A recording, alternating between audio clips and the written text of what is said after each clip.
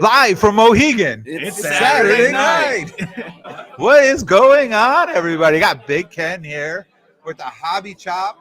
See, it's working now. It's mirrored right. Tyler, Zip, fellas, how you doing? Not too bad. It was a good day at the show.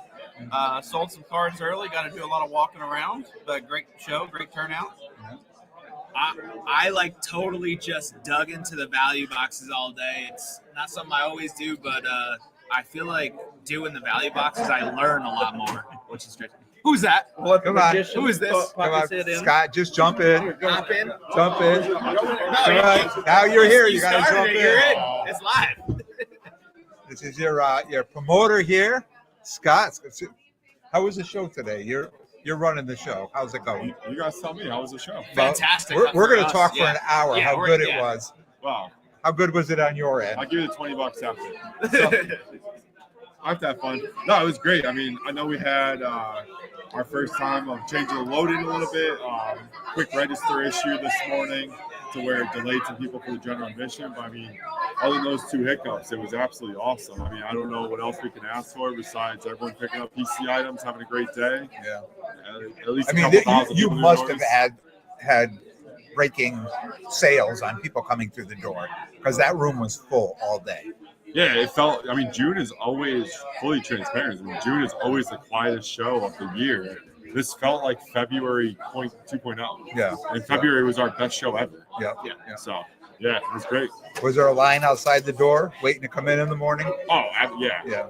But what we did as we promised, because we didn't do it in time on February, was we scanned in anyone that bought online tickets. We scanned in early bird starting at 8:30 and general admission starting at 9:30. So as soon as that 9 o'clock hit or 10 o'clock hit, you can go right in.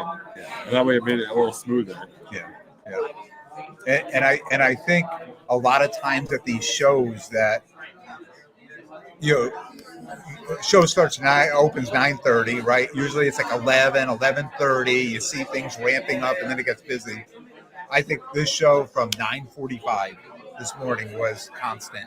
And I know the people I'm around, like we're trying to go get something to eat, trying to get a drink, or even, and you're walking, you don't want to walk away from your table because you don't want to miss anything, right? Because so much is going on at the table, especially early. Well, the bar concession stand was a great ad. Oh, yeah. Oh, yeah. Well, a little bit shorter walk for you guys, right? Like that helps. Yeah. And we're hoping for the next trade night we get that bar wheeled upstairs here for the. I guess we'll have to talk about the legal side of that, but we'll try. Yeah, I know, putting them on the spot, but fantastic. Yeah. Would be awesome. So what was this? The 14th event, I think, for us. So like this is the first one we've had a bar and concession stand available. So baby steps. Yeah. Just continues to grow, right? We try. Yeah. We do everything for you guys. Yeah. Absolutely. Yeah. It was a success. I basically just walked around buying all day, and I was able to make a bunch of deals. So at least for me, it was easy to buy. I know sometimes that's hard for people, attendees. A lot of shows, it's tough to buy. I thought dealers were super fair, which was great, which I think means there's a lot of transactions. Yep. Oh, right? When you have a great vendor crew, Absolutely. You can't control everyone's prices, but when you have really good vendors, it self-regulates itself. Yep. Absolutely. And Tyler's going to tell us how he sold his whole case out. And on that note, Tyler's back in the first hour this morning. Thanks, Scott. Thanks for stopping by. Thank you. Absolutely. Enjoy. Thanks, Scott. And Tyler, right, sold your whole case out. He comes to my table this morning at like 11:15. He's like, all right, I sold everything. All I have is a Cyclops card. Yeah, left, Cyclops red PMG, walked it around the show. Stopped at one dealer, sold to the first dealer I stopped to. So at that point, we were sold out. We're done. Even sold a car on eBay today. And you know what, Tyler? That's actually interesting about this show, too, because I bet, it wouldn't be every single show that you'd be able to walk a Cyclops card around and then sell it immediately, right? No, yeah, definitely a very good variety of vendors. That's one thing, Scott does a good job of getting a lot of different folks in here. So sports cards is not your main jam. There's plenty of Pokemon in the room, other TCG. There's, folks who buy Marvel. There's a fair amount of decent vintage dealers there. We saw probably one of the craziest Babe Ruth cards we'd ever see today. 1921 Caramel SGC 1.5. I saw that one. Yeah, I didn't see it. Jordan missed it, but yeah, I mean that's Yeah, like it was- a once in a It's like a lifetime. $25,000 card. or Yeah, something. that's a once in a lifetime type card you're going to see. Wait, and she casually walked up with the card. She's like, "Are you buying?" Yeah, and you look at it, and like I didn't know the actual value of this card, but I saw it was a Babe Ruth. I got Rich to my right, Zwittlebug cards, and I said Rich, and I held it up, and he's like, "Did you buy that card?" And I'm like, "No, it's for sale." He's like, "Here?" And I'm like, "Yeah." And then he jumped in on it. Yeah, Yeah, I didn't realize that. just casually a 1921, so 104-year-old card just roaming around. Yeah. Yeah, so you just never know what you're going to see, right? Like there's, and that's the beauty of something like this that gets thousands of people in the door. Is people who this may be the only show they go to, Yeah. right? Or they only go to Scott's 3 shows a year, right? And you get to see what they bring out of the woodwork or what came out of Grandpa's attic or things like that. That's Yeah. what's really interesting about this show in general. Yeah. And knowing this show too, and I talked about it on the Chop, and I talked about it on my solo, that this is the show for me to sell WNBA, right? So in last year I did amazing with WNBA cards. So this would be the show to do that. Last year the Sun was playing on Saturday. This year they're playing tomorrow on Sunday, but they're playing the Chicago Sky. Yep. And now here in Mohegan, walking around, getting on the elevator in the lobby, you're seeing Chicago Sky. I mean, where else are you going to see that? Just casually walking around, going for dinner. And I know Jordan has just pulled up. That's who you. That's what I hear. Yeah, Maddie Westfeld. Maddie was. I was on the elevator with her. Right? So, I mean, it's just I think, and I'm saying that because I think this is kind of an amazing place that people can come to the card show, but there's so much more. There's great restaurants here, right? There's obviously gambling. Everybody, right? Everybody loves to gamble. Yeah. I mean, that whole hobby is. Won't say that, but right, the whole hobby is based on that, right? And it's a hobby, right?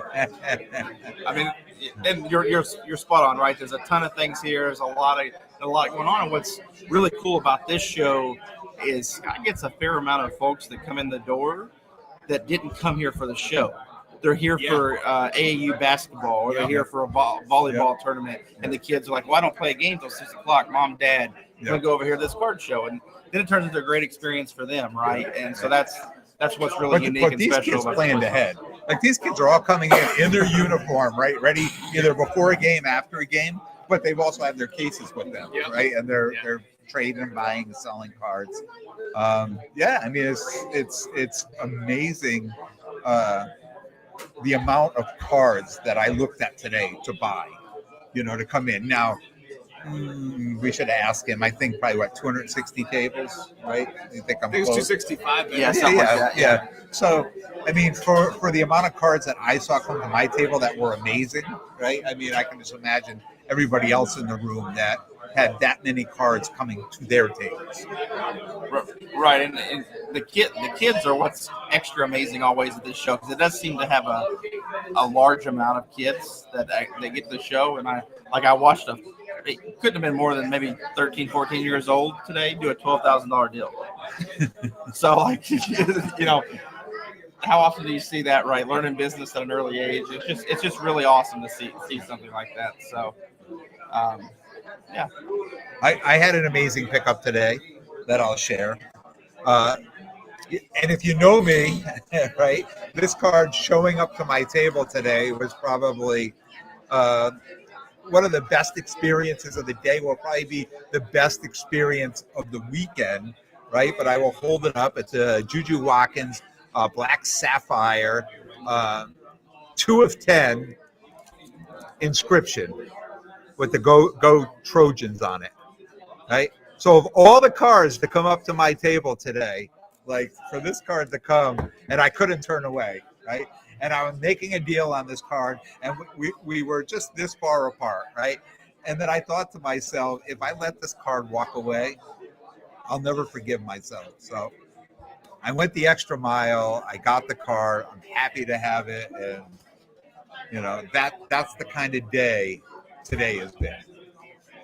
Well, and I think that's what this show just typically, for a lot of the folks that we're close to in the hobby, really becomes a catalyst for folks trying new things, right? I set up with Bill and Billy from Bill and Billy Sports Cards, and I can think back a few shows ago. Bill doesn't like to get into four-figure cards that often, and he goes out and he buys a Paul Skeens auto, right? And so that's something new for him. And today I watched him buy an entire Zion case from somebody, and that's the first time I've ever seen him do something like that. So the show just it sparks a lot of things and really kind of gets people going. So yeah, absolutely. And I think it's so true because like I took a totally different stance to today. Like normally, not to your volume, I'd say, but like I'm picking up similar types of cards as you, like bigger cards, I'd say. And I didn't look at a showcase like at all tonight, and I filled a 3-row Zion box like of stuff, and it's great. It's great. So, well, and I think you can do this show with a multitude of strategies, and I'll just use myself for an example. And when we were here in November, I had a pretty low amount of inventory, and sold out my entire showcase, and then just kind of walked around and tried to buy more and start over.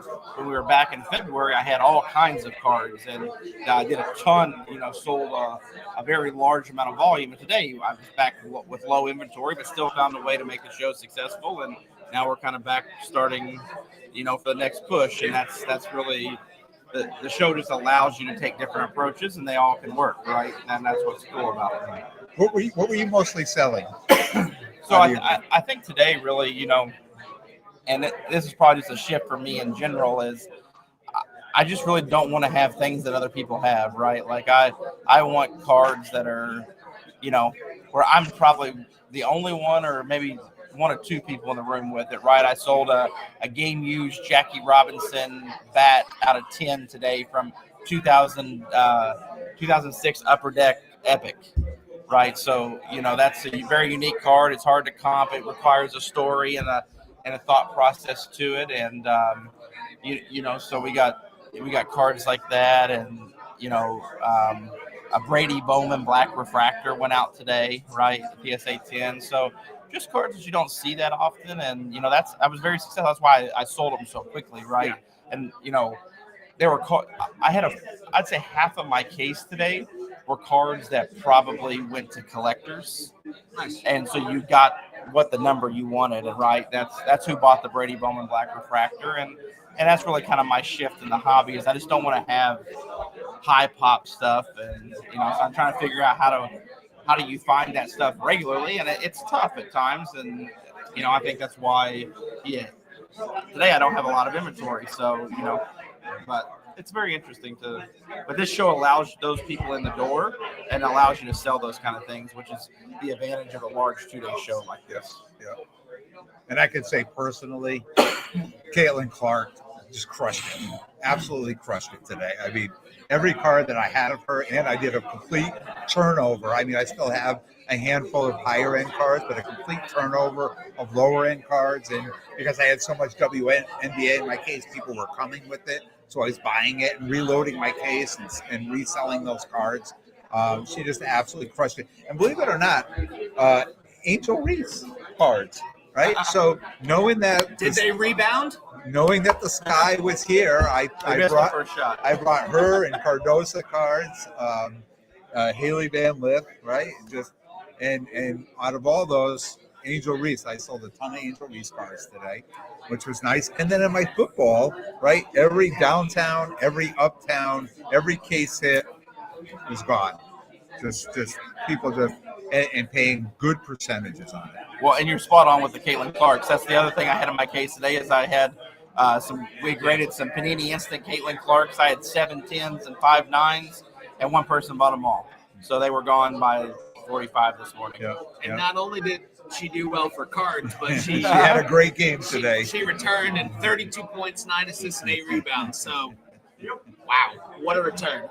So Michael V, please don't say anything again about Caitlin Clark and scare us like that because she's back. Love you, Michael.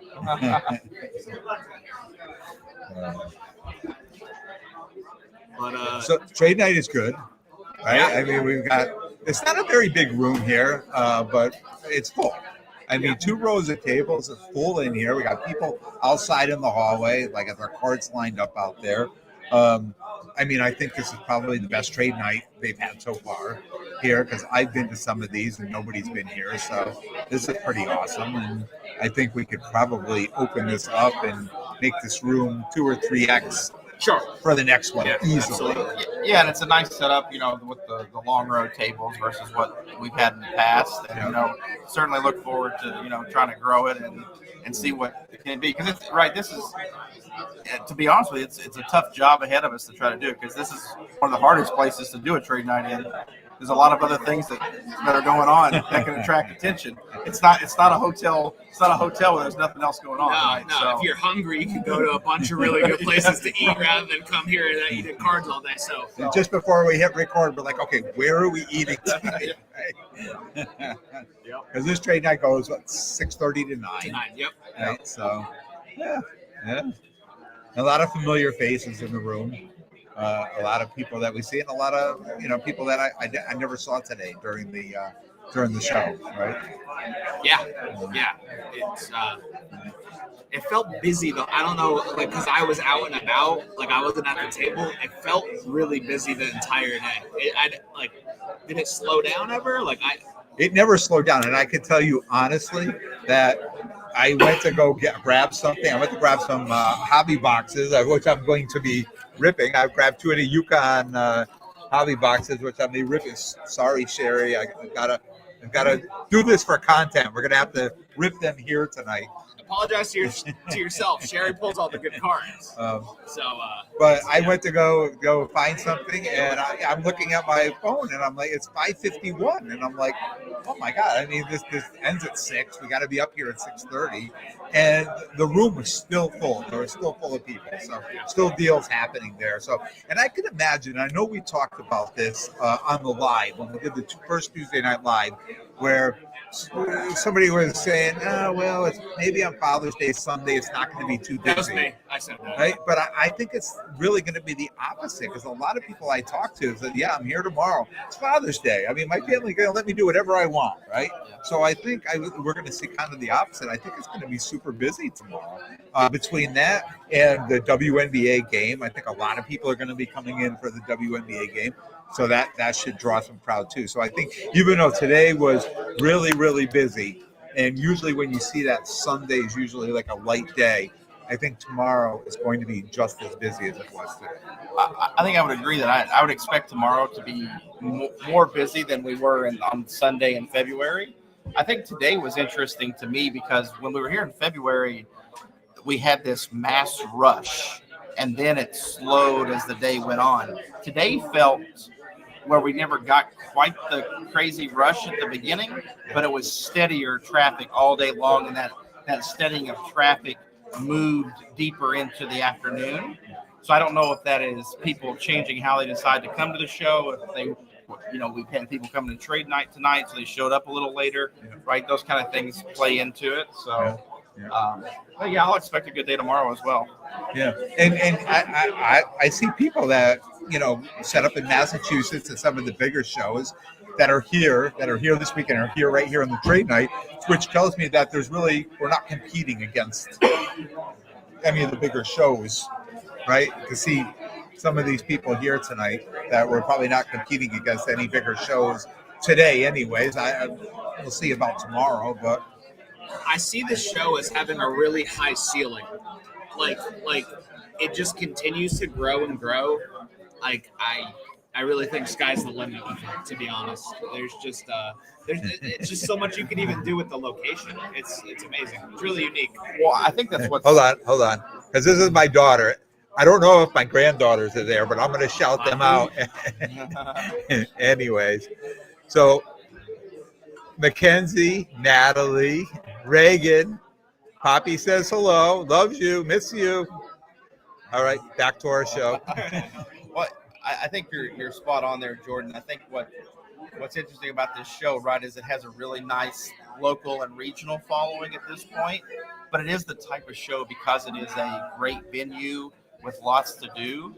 that it can at some point attract Oh yeah. a larger audience, right? And then because really all at some point, if we get some of the folks that are larger content creators or things like that, if one or two of those folks happen to show up here and get it out, to the public and kind of open that up, then you will see something, because it has the ability to have a little bit of a destination feel to it, because you can fly into Boston, not fairly easily, and it's not a terrible drive down here, and you can stay on property and get out. So. There's a bunch of airports you could fly into. I mean, Boston and New York being the Hartford main as ones. well, obviously. Hartford, yeah. Providence even. I know they have some. So but yeah. But I have to think, if you're going to go somewhere, when I think about traveling to a show, like I look at the show, but then I say to myself, look, what else is around, right? Like how much entertainment can I have, or what can I do at that show? Even like we're getting ready to go to the National in Chicago, right? Yeah. Not only are we talking about the show, we're talking about restaurants and where we're going to go, and some side trips and things like that. So I think, again, like we live in Connecticut, and I've been here, and I think this place is great. But next week is Fanatics Fest, New York City, right? The Javits. There's another place that if you're going to travel, right, that there's plenty to see. Like you can come to the show, but there's so much more to attract you in. And I think that's so important when it comes to these shows, because I think a lot of parents who are bringing the kids, like they're okay, you can do your thing, but mom and dad want to have a little fun too, if they're not, Well, it'll be interesting too, is if this going forward in the future, Fanatics Fest continues to be the weekend following this, do we ever see at a point where this kind of becomes the appetizer for that, right? For some of those bigger personalities and those folks, do they come in, do this show, and stretch it into a little bit of a vacation in New York City, and then hit up Fanatics Fest, right? That is absolutely something that those folks could do, because they could really get two really nice events for really one trip. So if the dates continue to align, that is that may be something that plays in a very positive for this show long term. Yeah. I mean, the one thing, we went to Culture Collision back in January, and the one thing I like about that show is it's all contained. Yes. You get there, their hotel, there's places to eat, right? The show itself, everything is within one building. So you never have, once you come from the airport to the hotel, you never have to leave, right? So that this show is almost like that. Yeah, 100%. And I think that's become part of what is. I know probably for me and you, that's almost a must-have type thing, right? Culture collisions like that. When people talk about Dallas, that's what Dallas is. You show up, it's in the hotel, the trade nights are there, everything's there. And when you start talking about those type of events, that's a big thing, right? Because that was one of the downsides to National last year in Cleveland, was the driving and the not being as self-contained, whereas Chicago will be very much an opposite experience this year. So I think that is a very important aspect of this show, and all shows really. Yeah, interesting you should say that. Yeah, with Cleveland, you have to drive in and out, and parking was great, right? Yeah. But Chicago, everything's within walking distance. Like most of the hotels within a mile or so. Some right across the street. So it's definitely, I'm looking forward to having it there the next 3 years in Chicago. Because not only that, I mean, they get to fly in. You can get a direct flight right to O'Hare from almost anywhere in the U.S., right? Yeah. So it seems so centrally located that you could come right in. Now, probably the same with New York for Fanatics Fest, right? Yeah. Probably the same thing with JFK. You could probably get a flight from anywhere to get a direct flight there as well. So. Well, I know they're talking about future national shows beyond Chicago once this 3-year contract. I know, from my understanding, Atlanta and Detroit is kind of the decision point for those future shows, and I think it'll very much be that kind of feel for both of those type of places, no matter how they do it. Atlanta, the drive probably from the airport to downtown, the convention center where they would hold it, would be a little bit time consuming, but Detroit's also a major hub for, I know Delta in particular. So, it's good to see them though thinking about that. And, Yeah. I think that's a key aspect to a lot of shows, right? Like, I'll give shout out to the guys at Northeast that, when we went to Quincy or you do their Marlboro show, they do that self-contained, get you in there and keep you. And that if anybody's listening that is promoting a show, think about that. Those are huge things. Yeah. So this Sherry was Well, Sherry, she's giving him funny the you thumbs mention up the this, rip. because I think I may have used all my luck today. And let's talk about how this is this is the only place this can happen at a card show. I have a nice lunch with my brother-in-law, Sol Toro, get a couple margaritas, feeling good, walk in on the way out. I'm like, hey, I'm throw $100 in Buffalo Gold. First spin, $5 spin, I get $500. So I think I used, and then I left. I just took it and left. I didn't, Good for you. I didn't chase the dragon. And he couldn't figure out why I was trying to charge him for the pass to get in after that. Oh my Lord. I thought I was just your free coffee butler. Yeah. In the any terrain, any weather. Yeah. I've gotten hypothermia getting coffees. But yeah, and then Tyler, if you want to share you don't have to. I got out, maybe hit a table or two and did okay today. Yeah. So, So while these guys were off playing, you know who was doing all the work, right? I didn't have time to leave my table. Never mind, go play. Okay, you want to jump in? You want to come tell about the show? Billy Sports Cards. Yeah, Bill and Billy Sports Cards. We got Billy, young Billy. What's up, guys? What do you know? Are you at Snacks? Yeah, just straight up left my dad. My dad's in the car charging my phone. So I took his phone. Ziggy, no, in the house. Ziggy, no. Yes, I'm going to be there. No, I do not have a booth. I think I will just be there Friday, even though I was told that I saw the alert that Juju Watkins will be signing on Saturday. I do not think I will be able to make it there Saturday. If I can make my plans to go see Juju, I will. But if not, I'll be there Friday. You could sign her knee brace. Yeah.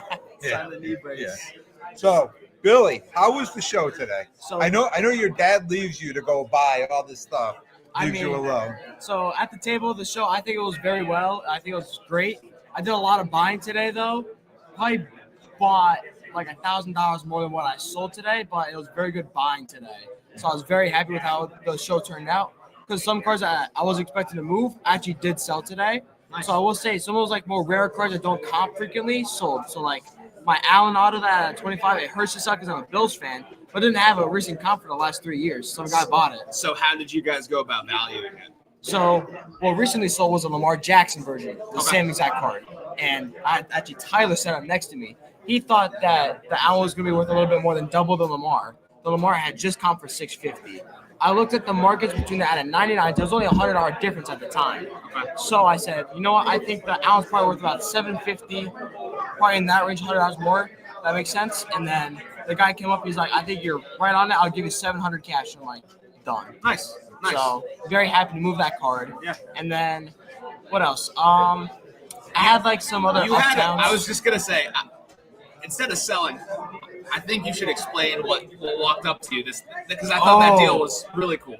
Yeah, so a guy came up to us. He said, I have an entire showcase of liquid cards, like Prism rookie quarterbacks, all colored, silvers, Prism greens, Prism, even retail blue, the Joe Alt. Yep. And he's like, I want to be around like 80 to 85% on this stuff. And I'm like, well, what could you do if I bought it all? He's like, 80%. I'm like, could you do 80% with that showcase? Because I don't have anything to carry all those cards in. He's like, all right, that's fine. So Sounds like a Jordan deal. I'll Yeah. buy the cards as long as I get the case to go with it. When he came up, I was sitting here before we went live, and he showed me this deal. I was like, I would have done that. Like that was like it was such a great deal, and Yeah. you have all the grading upside too. I think that was Yeah. awesome. And you can also say too, you guys have a store. Yeah. Yeah. And Plug it. and yeah, definitely plug the store, but I will. but having all those cards, not only if you don't sell them here, I mean, you could put them for sale, Exactly in the which shop. will probably Like, get. And I think too, and you correct me if I'm wrong, in this at a show like this, anybody walks up to the table, they're looking at my price tag, they don't expect to pay it. Like immediately the phones They go come on the out and they're going below. But in your store, I mean, it's a little different, and they come in. I mean, people expect. I mean, they may ask for a deal, but I bet you it's much different at your store It the is. way people come in and buy than buying at a show. I will say it's very different. So I'm always used to, the whole go on the phone company. I've done that my entire life. But I will say in shop, when I have like the same cards that are worth like 25, I stick them for 30 inside the shop. People just come in, they're like, I'll take that one, I'll take that one, I'll take that one. Can you knock off $5? I'm like, done. Yeah. So it's And I was there one day when your dad said, when you're like, everybody's pulling cards out, and you're like, oh, okay, well, I'll give you this. And your dad's like, well, what are you doing? Like, why are you giving a discount and everything? Yeah. We got light bills, we got rent. Different overhead than a weekend table, for sure. definitely, for sure. it's definitely different. I've come to realize that definitely with because I want to be like an accountant, of course. So I'm like actually going through helping them. You and want to stuff. be an accountant, you said? Yeah. Oh, cool. I didn't know that. That's great. Yeah. So I'm going through. I'm like, okay, so I need to make sure that my margins are this much on certain stuff, like value-wise. That way I can clear because of the overhead, of course. So now, like when people are trying to negotiate stuff on comp, I'm like, I gotta stay firm at this. The only time I'll negotiate is when we're actually at a card show, because the stuff I put out at card shows is different. I try not to put that stuff out in the shop because I like to move it at places like these. It's just easier. Yeah. People will come in the shop, they're like, yeah, this cool card, how much it is? I'm like, $500. They're like, oh yeah, no. But the stuff that's like 30 to I'd say $50 sell like hotcakes. It's very, very easy. But we did get that big deal done with that entire case. Yeah. I sold a couple already today at the trade night. It's very good. The trade night for a small room, it's actually going pretty well. Yeah. So Absolutely. How nice was the Zion case? the Zion case, it had a whole bunch of random stickers on it, but that's fine. Overall Now, is this quality somebody was- just wanting to get out of the hobby? Yeah. So he said he wanted to sell them on getting into soccer, actually. So he saw I had the Messi card, but he's like, I want to get into like Yamin Lamal. I heard was like one of the guys. Yep, So yep. Well, you got to remember, World Cup's coming to the U.S. It is. So it's going to be soccer is really going to start to ramp up. I think it will. I definitely need to get into soccer, but like crazy thing came up to my showcase today. Some lady had a PSA 5 Ronaldo card, Cristiano Ronaldo rookie. That card's like $3,000 in a PSA 5. Yeah. Like that's insane how much that is. Like don't get me wrong, I know he's a good player, but $5K for a PSA 5 is insane in my opinion. So that comes to sets. So like I know, not to limit, but you guys like 99% of the stuff is modern football, right? Yes. Like fair. So those sets, the quality control on those types of sets and the rarity is so different from what we see today. It is. Like with Messi, his Mega Cracks rookies and like Ronaldo's rookies, like just being able to get your hands on one is almost more important than the grade to an extent. So you'll see that like we can talk if you're interested in that. Like you can ask Ken. I only did soccer like for years. So I still have a little bit of that knowledge. If you're interested in getting into it, we can talk off a lot more. Perfect. And, With the World that's Cup why. coming, I think That's it's why. smart. I think with the World Cup coming, I think it's a smart investment. Get into a little bit of soccer. Some of those like top players for the World Cup. Yeah, maybe. I would just go with them. I mean, for me, and you can. I would just go with the top names. Yeah. I wouldn't be prospecting at all in soccer. I would just. stick I'm not to- ready for that. If I'm just getting into, I'll do what I did for football. I went with all the stars. I went with like Mahomes, Lamar Jackson, Josh Allen, all the big QBs, Joe Burrow. That's what I got into. If you stick with like those caliber names of soccer, you'll be fine. Yeah. Of course, first ever soccer card I bought was the Messi at 25 from Immaculate. Like, it was like a PSA 7, but the card was just so cheap. I'm like, you know what? People ask me for Messi in shop all the time. I'll just get this card. Absolutely. So, Absolutely. You can never go wrong with a Messi, I don't think. yeah. Yeah. You wanna pop in and say hey? Yeah. Yeah. All right. Well, All of Billy, Yeah. thank you for popping Yeah. in. Enjoy Thank the you, trade guys. night. Our shop is in Newtown, 71 South Main Street, Newtown, Connecticut. Stop on by. We're usually there every day except for the weekends where we have like a big show going on. So Tell him Big Ken sent you 10% off. 10% off. All right. Billy, will you send him back here? He just walked away. He got Yeah, I'll shot. send him back. Yeah. I thought we lost you. I thought we lost this guy. I see him over there making deals with somebody. I was over here trying to buy a Michael Penix Color Blast and another De La Cruz True Blue Auto. Top Chrome, PSA 9. Trying to come up with a number. So one of the players in my mind, one of the goals coming in this weekend was like I really like to find some good value in Bo Nix cards, right? And I can tell you, people, case after case after case I went through. You know, the J.J. McCarthy, which I know you love, right? Oh, I'm out. Caleb Williams, right? Michael Penix Jr., everybody, but no Bo Nix, like literally no Bo Nix coming in those cases this weekend. And I thought to myself, am I seeing something here today? Is he going to be the guy when we talk about you're going to go to national by July? There's going to be super hype on one guy. Is this going to be the guy? Is that why we're not seeing any of those cards? Are people holding those cards? Is the price is not right? Thoughts?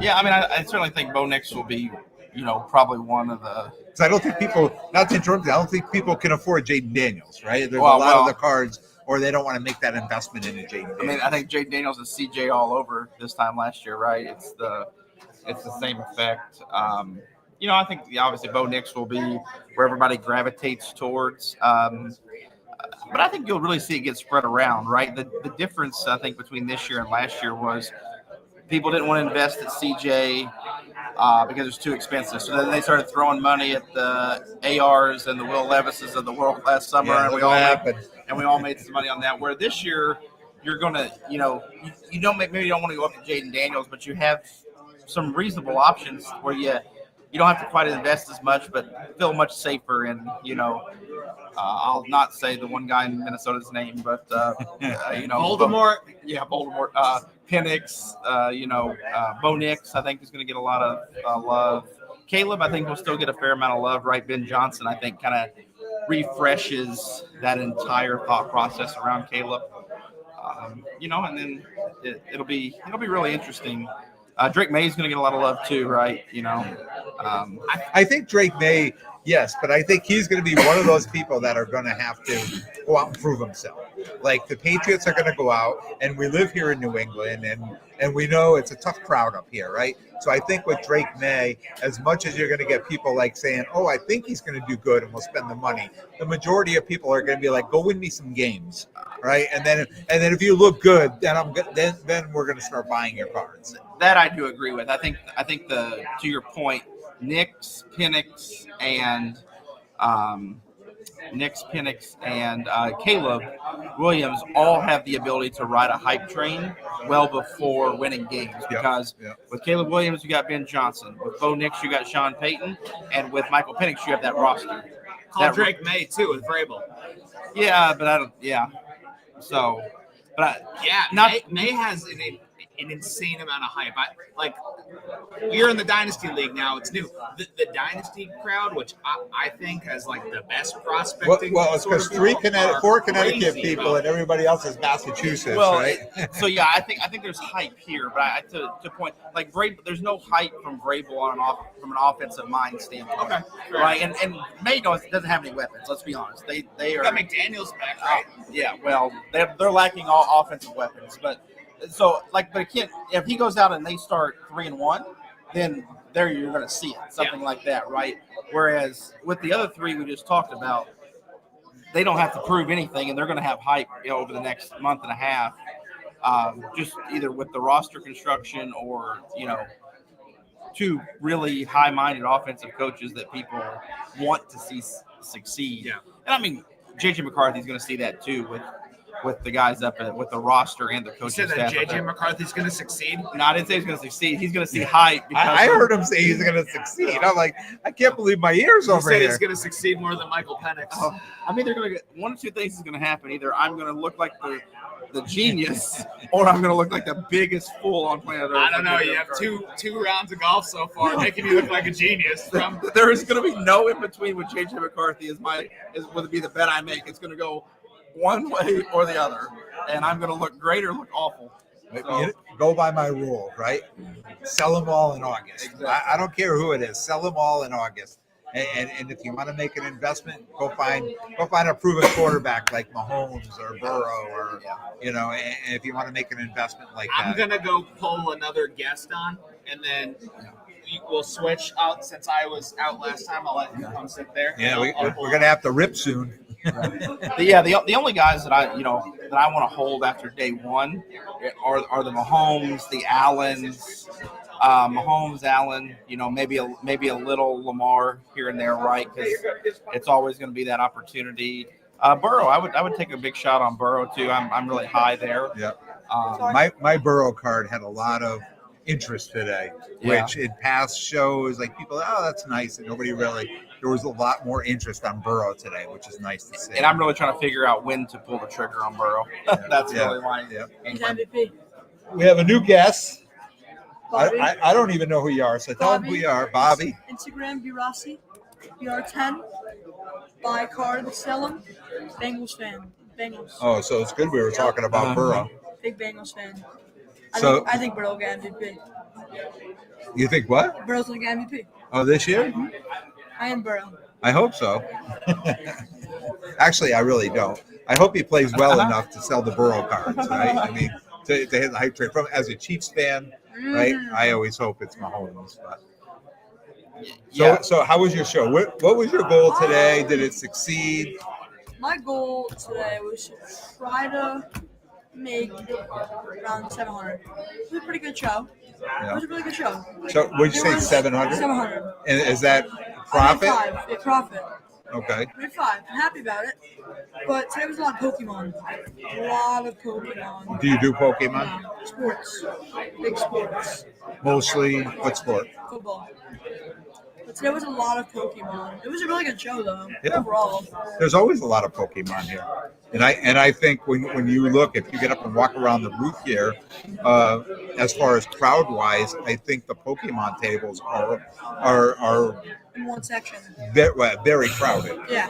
A lot. It's a big draw, and I think we see that at every show now, and I think it's a certain age group, right, that is involved who are in that Pokemon. I think it's that 25 to 35, which really driving it, right? And then you have a lot of young people today. Like a lot of people I know say, "Oh, my son or my daughter who's 8, 9, 10, 11, they're getting in for Pokemon." What's your age? I'm 15. 15, and Football. No Pokemon at all, right? Had a binder I once sold at a garage sale for $70. Probably worth like $250. The guy screwed me. Who's your PC? Jamar Chase. And what's the nicest Jamar you own? I have a bunch. I have 2 kabooms at my house. I have a PSI 9 rookie. It's like $1,100. And I have another version of a kaboom that just sit there. That's where they should sit there. Yep, they just sit on my desk. Yep. So Bengals fan, buy and sell football. How do you feel when you come to these shows? Like, do you ever say to yourself, maybe today I'll take one of my Chase cards or one of my Burrow cards and sell it and cash out and do something else with that money? Or do you just say, no, I'm never touching that card. It's staying where it is? Those cards took so long to get, especially the kabooms. I need one more. So they made 3 Jamar kabooms, and I have 2 of them. Nice. They're so hard to get, and I will never sell them. I got offers from Overcomp, and it's so hard to get all 3 of them. I don't think I'll ever sell them.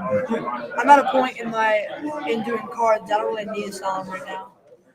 And in the hobby, your lane in the hobby, is it just doing shows? Are you online doing stuff? What is it you do? I try to do mostly like in shows or in person. It's just more reliable. Yeah. But sometimes I know a bunch of people online I would do big deals with. But I love doing it in person. Cash is king. It's just easier to do. My guy. Yeah. Same thing. I feel the same way. And a lot of people, and I say it, a lot of times, I mean, this hobby is built on cash and, go to PayPal and Venmo and things like that. It starts to get a little tricky, right? Because You get taxed. now there is there's a record of everything that's happening of all those sales. So, yeah. All right, man. Thank you. Yep. Appreciate you stopping by, talking. Yep, absolutely. Squeeze by here.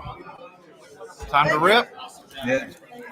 All right, Jordan. I'm going to let you sit in the middle, and I'm going to while you guys chat, I'm going to rip open a hobby box here.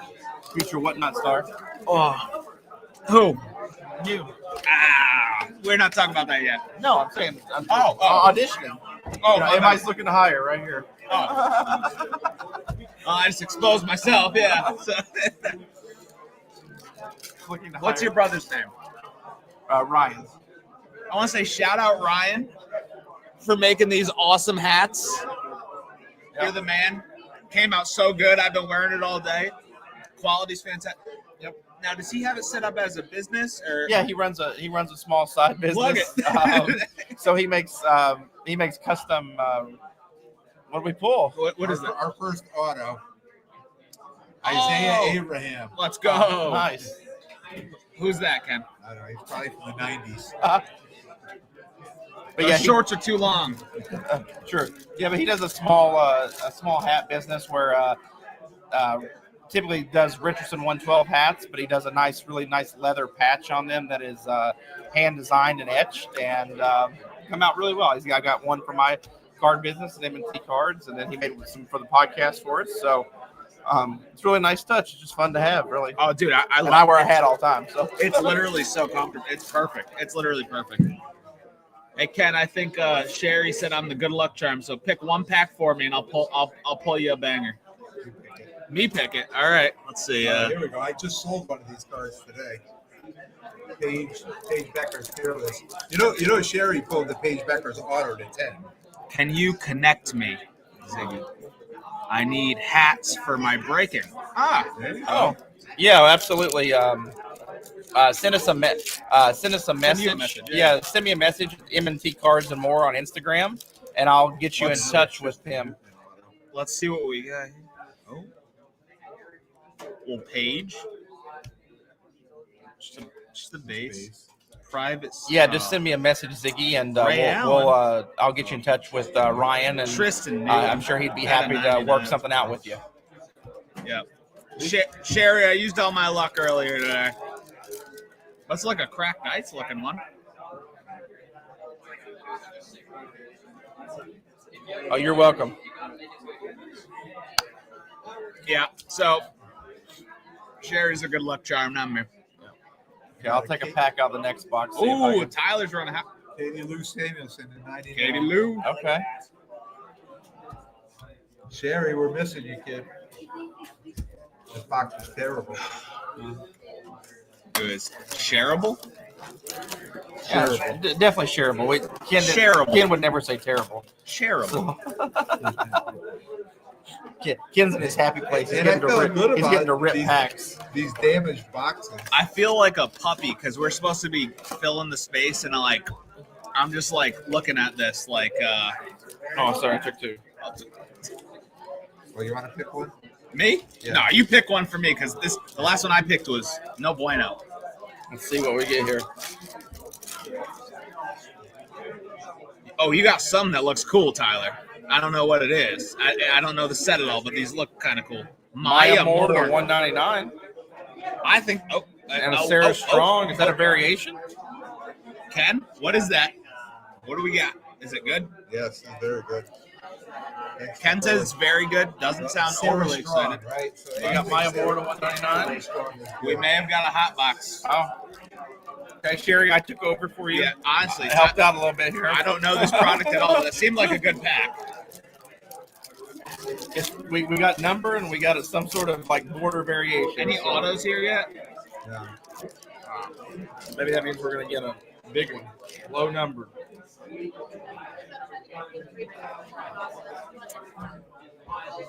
Private signings, Jalen Stewart. Ugh. Danielle Marshall. You remember him. Yeah. We got a Rip Hamilton. This is the 199. We got a Sarah Ozzy Fudd. Strong. Shouldn't have many cards, so that's probably still really good. And then Or decent. and Alex Kiraban with the Panini. Overall, interesting set. I mean, I think these are probably halfway decent. Have we got any autos in this one yet? Yeah, I got We got a jail. them We got them both. These are base. Yeah. There might be some decent stuff in there.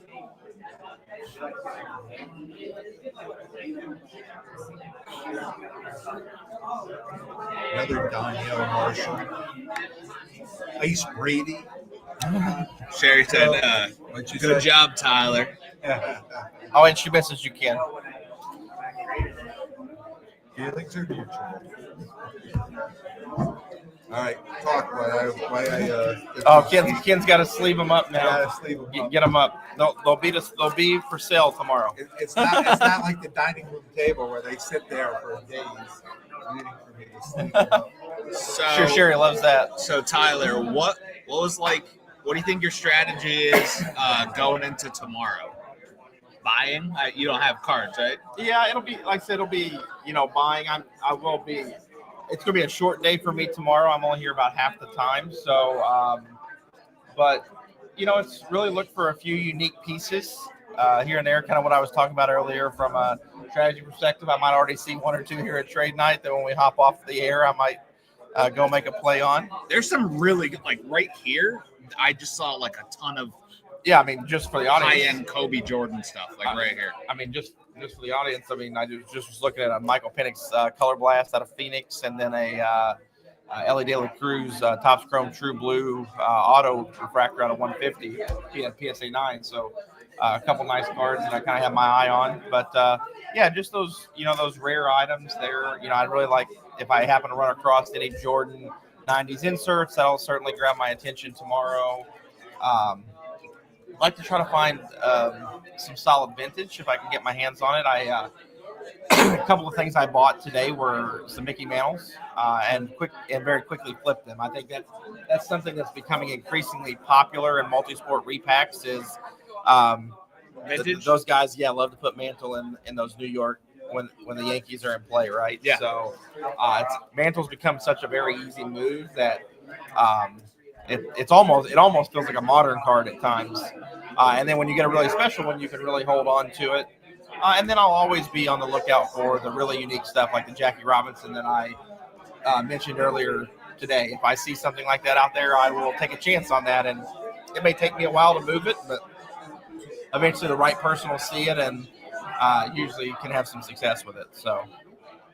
Yeah, well said. I think it's so funny how strategies can like differ so often. Like, like the whole day I was digging in the value box, and I have 2 downtowns coming to me in the mail, and then Black Pandora, Josh Allen downtown going to consignment. And let me tell you, I had more fun today digging through the dollar boxes. I saw so many cards I never knew existed, and I feel like I just learned so much doing it. It's like such a different experience, though. It really is. It's so different. Right, it's a treasure hunt, right? That's really what it is. And what I thought was great is like a lot of dealers like are so focused on their showcase that like you find some good stuff in some of these value bins, and they're just willing to really like let them go, and it's it provides a lot of opportunity, I think.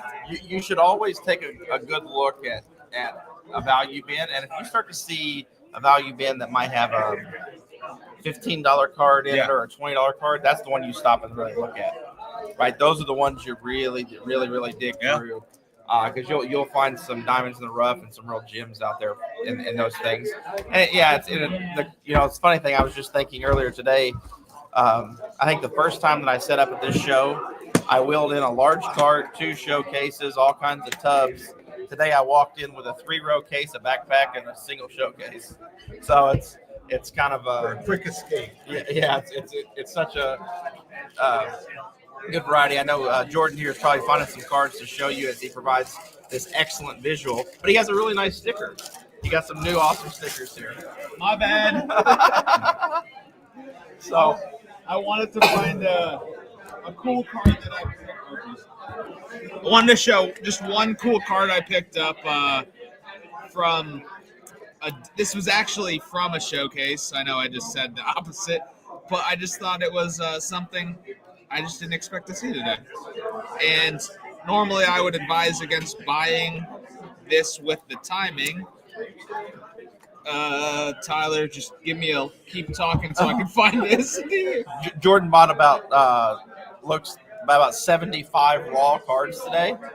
Oh, yeah, the chip out of 15 on 15. That's cool. Yeah, I saw that. I didn't realize 15 on 15. Yeah, so it's a Chet Holmgren 15 out of 15. And, it's the finals right now. And I would normally say don't go doing this because you have no time left to buy it. But I don't know. It was one of the times that I just saw a card and I was like, I'm just going to pull the trigger on it. And, 15 on. You didn't realize it was this. I didn't realize right? 15 on 15. It's pretty cool. It is cool just to find in there. That's just one of the cool cards I thought was worth sharing. But, Well, and I know we're pretty close to the end of time, but Tom is here with us, and he's somebody who listens every week, and he's been at the trade night. So we'll let him sit down, and him and Jordan can have a quick chat about how trade night's been. Yeah. Thank you, Tyler. Appreciate you, buddy. Hi, everybody. Welcome, Hobby Chop Universe. Good to see everybody. Yeah. So what are we talking about today, Jordan? We were just going over the show, seeing how it's been. So how's the trade night been so far? Give us a recap because we're close to closing up here. Sure. And you've been out there and we've been here. So how's the trade night? Yeah. People here are interested and motivated to move stuff. I've seen stacks of stuff coming out and money changing hands. I just finished a $2,100 deal with somebody who came up from New Jersey specific for the trade night. Oh, awesome. Yeah. That's fantastic. Yeah. And what kind of stuff did you pick up in that deal? I sold on that one. Okay. Oh, you sold. Okay. Yeah, moved on. He took some things that I had a pretty good margin on, so it all kind of worked out in the macro. I really wasn't going to bust stones about $5-10 here and there, whatever, because he was giving me respectable numbers on the higher end stuff. And I also I'm aware of him through social media. It's Rob Cam Cards from Instagram. He's got a shop in New Jersey. Cool. And so I respect the fact that he came all the way up here just to do this. Absolutely. Yeah. We'll have to. I can't wait to close this up and then actually get to enjoy the trade night for a little bit. But absolutely. So what's your some of your future plans? Because you weren't at the show today, right? No. Okay. I came here after another local show, the Westbrook show, and I just decided to come in and see you guys since I appreciate you it. did such a great job of advertising this. Again, if it's a future date where I don't have another conflict, that might change. But for right now, I just came in to do this to support you guys. Future plans: Plainville, Connecticut Card Show is next Saturday. If you're not taking the pilgrimage into Fanatics Fest, then or if you're going to Juju Watkins, there you go. Or you want to maybe start the day, early with the early admission there at Plainville, hit that, and then hit the road down to New York. The following day, actually, there's 2 card shows here in Connecticut. You got the Norwalk Card Show. For a friend Doug, Bill and Billy will be there. And then it's also an upstart new show in Guilford, Connecticut, if you're more on this end of the world where we are right here at Mohegan Sun. Cool. That's awesome. Sounds like start doing a show report. Once for a real. month. We'll bring you in. Show report. I'm ready. Show report. I just launched a new sub Instagram page, Hudson Fan 15 Promotions, that I am interested in getting more involved with the promoters that are all at different levels of either exposure or experience, some cases technical expertise as far as how into marketing their shows they are to the online community. And I know a lot of the listeners here are drawn from those various platforms and really try to kind of get people more aware of how to support and participate in their local hobby communities. Absolutely. I couldn't have said it better myself.